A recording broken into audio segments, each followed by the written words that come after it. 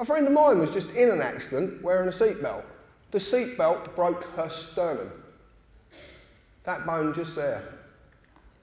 Now, if that bone had splintered off and gone the wrong direction, what would have happened to her? So she would have been killed by a seatbelt. Oh. But they're there to save our lives, to stop us going through a windscreen. But in an accident, it will probably crush your chest and push your ribs into your heart. Your heart doesn't like that very much. It coughs and splutters and stops. The reason you're made to wear a seatbelt in the first place is because it's an insurance policy against part of the machine being broken that can't do the job it needs to do to keep the machine running. It's your choice.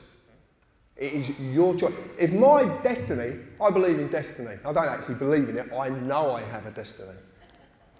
I know my destiny brought me here today. Do you know how I know I've got a destiny? And I know everything's meant to be? Because if I wasn't meant to be doing this, I'd be somewhere else doing something else. Well, it is simple, isn't it? So, you have choices every single day. And this is what I want, the choice, you've got a choice whether to say yes or no. You don't have to accept things. And it's going to take a lot of us to do this.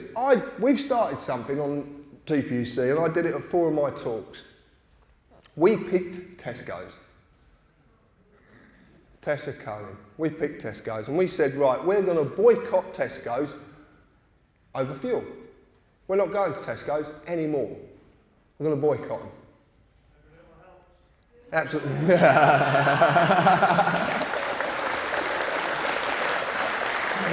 Very well said. Who was that? Well done. Quick wit, sir. What happens when enough people boycott Tesco's? What will happen to Tesco's fuel prices? What will everybody else do who supplies fuel?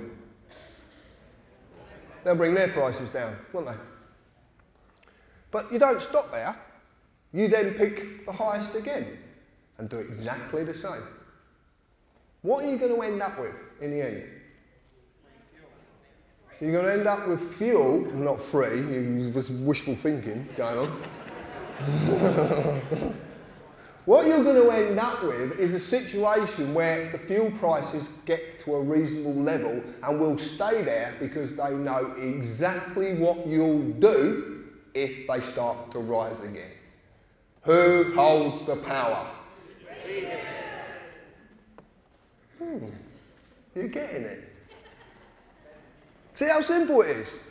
Now you can go down to Parliament Square and stand there till you're blue in the face, barking and shouting. You can protest outside Parliament. You can protest outside Downing Street, which is nicknamed Fort Knox. You can do all of that, and they'll just put the prices up. What happens if you start to deny their lifeline? See? It's this simple. This is how simple it is. If you want to take this government to court, can I ask you a question? What court are you going to actually take them to that they don't own? This one.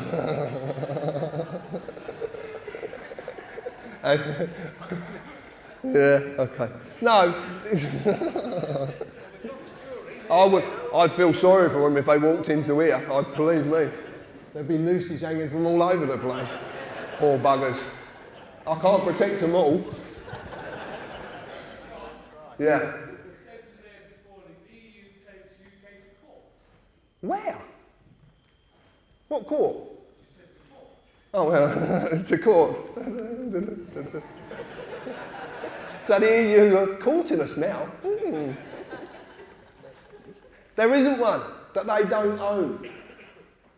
You've just got to get to the reality of this. There isn't a court that these people do not own. So where are you going to take them? There is nowhere. So it's like, right, it's going in, this is it, right. You're walking into the court, to complain to Hitler about his SS guards. But that's what you're doing. You just don't get it. The only recourse you have is the ability to say no. That's the only ability you've got. And it's the only one you actually need. Okay, how many people control us? You got any idea how many people actually control us? About 1,500. Yeah, go on, kid. I heard recently that it's only 12 people in the world who control everything. Yeah, well, trust you to come out with something like that. Well, that's even better, actually, because the odds, 70 million to 12. Brian's talked about this many, many times. The odds are phenomenal. Why are you allowing this to happen? Oh, but if I don't pay my council tax, they're going to come and take my possessions that I value so much. Or the commodity I actually used to get them possessions in the first place.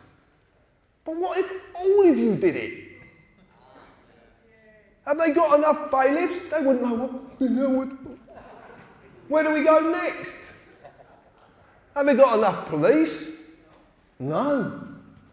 They haven't got enough of anything. So when a bailiff gets in trouble and he calls the police for the backup, who's coming? No one. Mr. Bailiff's on his own. Do you get what I'm getting at? This is so simple. If you've got a problem, look for the simplest answer. That's all you've got to do. Every bit of power in this country is granted by you, and you can stop this whenever you want it to stop.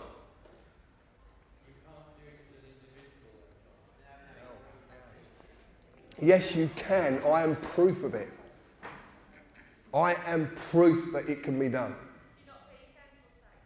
Nothing. It's quite simple because we realise that they're sending us something that is coming under policy, which is a contract. So we realise it's a contract, they're offering us something. So we just send back the offer saying, well, no, thank you. We don't want it.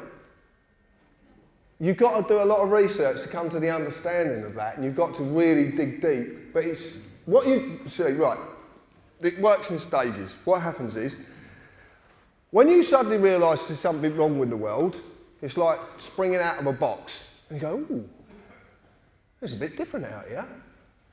And you jump, but the trouble is you generally land up in another box, which is another core belief system. So you're in there for a little while when you're talking to people, and you stick your head, oh, it's different again. And you land in another box. And that's the process you're going through because you've just asked that question. What you'll find out is you're actually going the wrong way.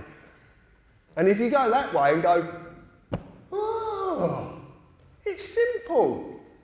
This is the boxes of the complicated crap that we live in. The only reason you subscribe to the complicated world as it is because you don't know anything different.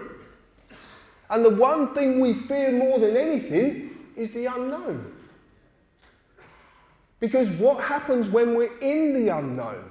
You have no control. And that's what we fear, the loss of control. If you took this government to court for treason, who would replace it? And what would you become? Exactly. You'd become them. Because a whole different system is needed. Anybody seen V for Vendetta? Yes. Do you like the end? Yes. This year?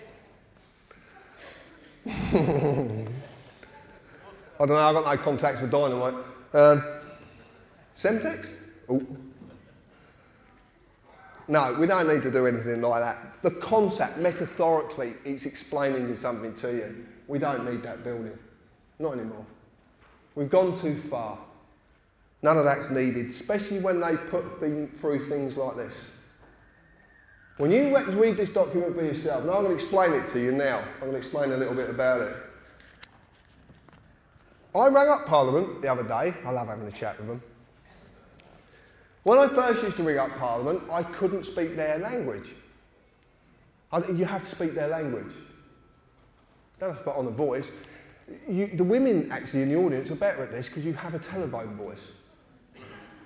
And that's the voice you need when you're speaking to these people. But what you need is their language, so you have to speak in their language. Okay?